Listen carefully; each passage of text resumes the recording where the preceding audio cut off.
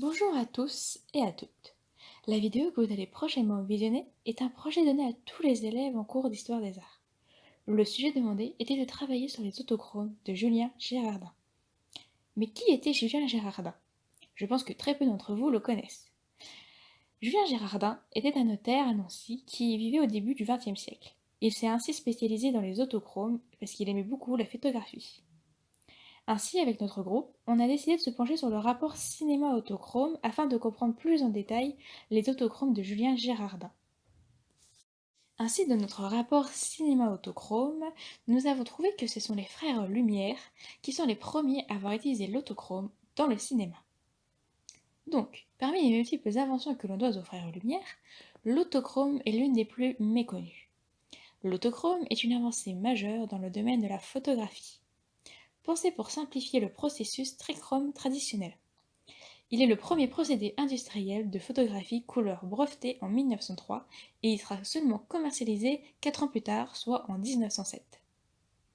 Afin de créer l'illusion de couleur, les frères Lumière tablent sur la synthèse additive, encore utilisée de nos jours dans les téléviseurs et les vidéoprojecteurs. Cette technique s'appuie sur la combinaison de plusieurs sources colorées, des fragments rouges, verts et bleus, dans le but de faire naître une palette infiniment plus large. En pratique, l'autochrome est réalisé grâce à une seule plaquette de verre sur laquelle sont disposés des milliers de grains de fécule de pommes de terre. Ces particules de couleur microscopique sont recouvertes d'un vernis protecteur et d'une émulsion sensible à la lumière. Lorsque cette plaque est placée dans l'appareil photographique, la lumière va activer l'émulsion et ne révéler que les fécules qui correspondent à la couleur du sujet.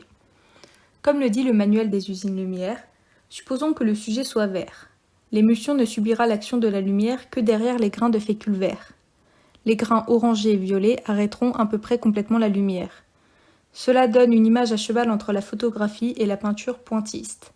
Cette impression est intimement liée à sa composition hétérogène, facilement discernable dans le détail.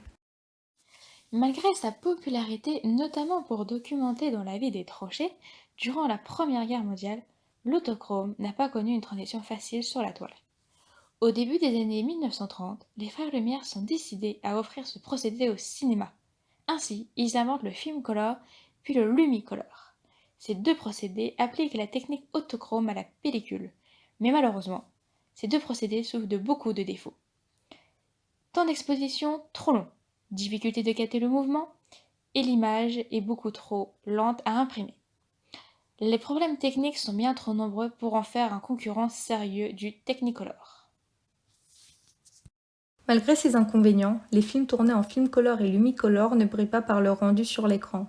Un problème relevé par François Head, directeur de la photographie, auteur et spécialiste de la couleur au cinéma. Si le procédé autochrome avait un très beau rendu sur plaque de verre de format 9 x 12 cm, il en allait tout autrement sur un négatif sur film de format réduit, car la granulation devenait excessive. Le procédé en est resté à un stade expérimental.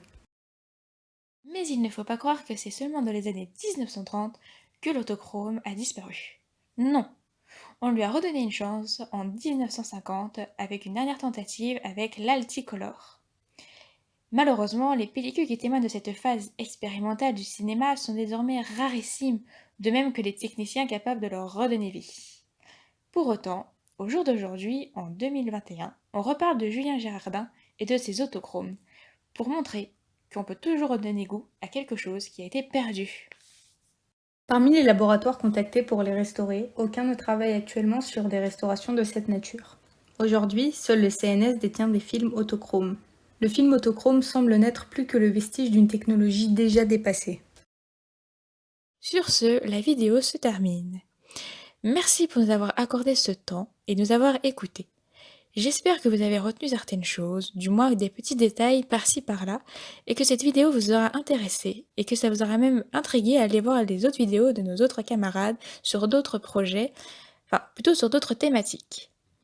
Sur ce, je vous dis au revoir et à très bientôt.